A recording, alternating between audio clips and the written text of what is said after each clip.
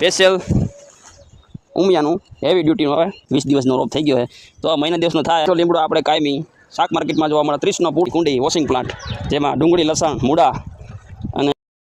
Hello મિત્રો તો કેમ છો બધા મજામાં હશો તો મજામાં જ હશો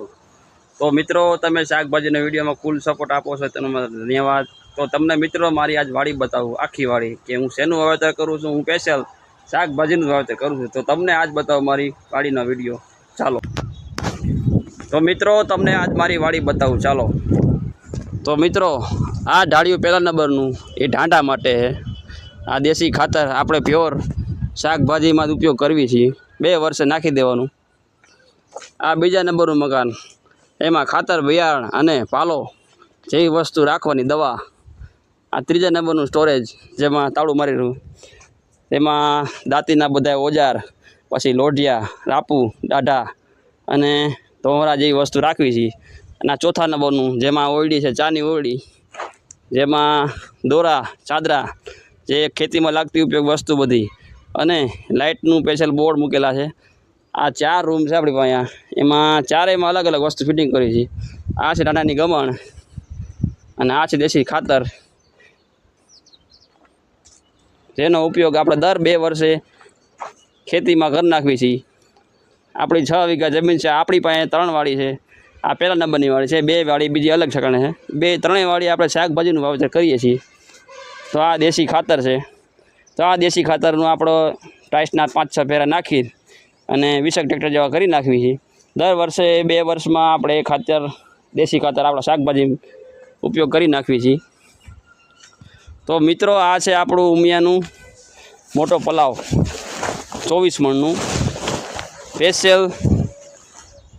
ઉમિયાનું હેવી ડ્યુટીનું હવે મોટા ભાઈએ આપણી પાસે છે મોટું ટ્રેક્ટર મહિન્દ્રા 585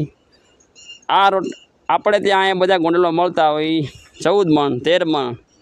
16 મણ ને 20 મણના ચવડા હોય આપણી પાસે છે 24 મણનું મોટું ચવડું જો હેવી ડ્યુટીઓ ઉમિયાવાળાનું બહુ સારું ચવડાનું કામકાજ આવે છે અને સ્પેશિયલ ખેતી માટેનો ઉપયોગ કરીએ છીએ ખેડૂતોને જેમ બને એમ ફાયદો પડે એવું જ આપણે ઉપયોગ કરીએ છીએ આ મોટું ઉમિયાનું ચવડું છે 24 મણનું હાલમાં આની કિંમત અત્યારે 85,000 છે પણ આપણે 1.5 વર્ષ પહેલાં લીધું હતું એટલે આપણે 70,000માં આવી ગયું હતું અત્યારે હાલમાં 85,000 રૂપિયા 85,000 રૂપિયા જેવી કિંમત છે આની આ છે મોટો વડલો જેમાં આપણે છાંયે 3 ઋતુમાં છાંયે શાકભાજી બધું બનાવીએ છીએ લસણ ડુંગળી જેમ કે મૂળા એ બધું કામકાજ અહીંયા ચાલુ હોય પૂળા વાળવાનું સાફ કરવાનું અને ધોવાનું ગોઠવવાનું બધું અહીંયા જ કામકાજ ચાલુ હોય આ છે પોપૈયા પાક્યા નથી કાચા છે પાકલ હોય ને એનું આપણે રોપ કરી નાખવી છે જો રોપ બધો ઉગી ગયો છે નાનો જો 20 દિવસનો રોપ થઈ ગયો છે તો મહિના દિવસનો થાય એટલે આપણે ટપકમાં વાવેતર કરી નાખવાનું છે પોપૈયા ખાવા માટે ઉપર શેઢે પાડે ગમેના વાવેતર કરીએ કો એનાથી પોપૈયા આપણને ખૂબ સારા મિત્રો આપણે વાળીના છે ગોળા જેમાં આપણે એક સિસ્ટમ ફિટ કરેલી છે જો આ છે શીશો જેમાં પાણી ભરી દેવું એટલે આ નળિયેથી આ ગોળાની આમ ફરતા કવરમાં પાણી આવે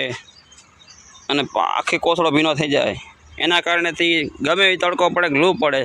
એમાં એવું ઠંડુ પાણી થાય ને કે તમે વાત જ જવા દો ફ્રીજને પણ ભૂલી જાઓ એવું કાળા ઉનાળે તડકાનું વાડીએ પાણી પી શકો આવી સિસ્ટમ આપણે વાડી એક ફિટ કરી છે બહુ ઠંડુ પાણી થાય છે મિત્રો આપણે ખાવા માટે શાકભાજી પણ ખૂબ જ વાવીએ છીએ જેમ કે વાલોર અત્યારે ચાલુ છે આપણે ખાવામાં ચેતુરીના રોપડા છે પોપૈયા છે મીઠો લીમડો છે આ મીઠો લીમડો આપણે કાયમી શાક માર્કેટમાં જોવા મળે 30નો પૂળો આવે ને આની સુગંધ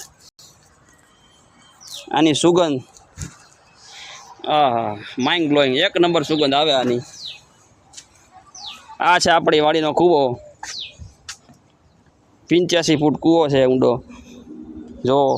અત્યારે મોટર ચાલુ જ છે અને આ છે આપણી વાડીની કુંડી વોશિંગ પ્લાન્ટ જેમાં ડુંગળી લસણ મૂળા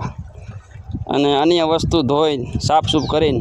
બધું અહીંયા જ થાય છે આપણે વાડીએ શાકભાજી ધોવાનું બધું કામકાજ ફિટિંગ બધું તો અત્યારે વાવેતરમાં છે મૂળા પાલક પછી ઉનાળુ ડુંગળી રીંગણી અને ડુંગળી ચાલુ જ છે અત્યારે રીંગણા ડુંગળી ને મૂળા આ 3 વસ્તુ આપણે વાડીએ ચાલુ જ છે અને આ છે આપણે દાંડા જો આપણે મેથી વાવી હતી, પણ કોઈ ખેડૂતે મેથી ઉનાળામાં વવાય નહીં, કેમ કે 70થી 80% બગાડ આવે અને 20%નું ખાલી તમે ઉત્પાદન લઈ શકો. આપણે જો આ મેથી વાવી હતી 70% બગાડ બગડી ગયો છે તડકાનો, કારણ કે ગરમી એવી પડે ને મેથી ઊભી સુકાઈ જાય છે. 70% મેથી બગડી ગઈ છે, 20% મેથીનું ખાલી વેચાણ કર્યું છે. જો આ દાંડા ચારવી, જો ઊભી મેથી ડાયરેક્ટ સુકાઈ જાય છે. શું રોગ છે કે ખબર પડતી નથી, ડાયરેક્ટ ઊભી સુકાઈ જાય છે. આ છે આપણા બળદ.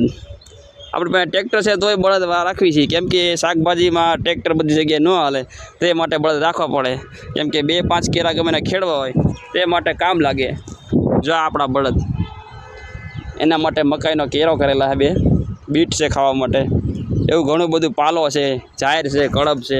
આ બધું છે મિત્રો. નાનકડો વ્લોગ. તો કેમ લાગ્યો વિડીયો કમેન્ટ કરજો, અને તમારા ભાઈને સપોર્ટ આવવાનો તો રાખજો. તમારા બધા પ્રેમથી ધન્યવાદ. જય માતાજી.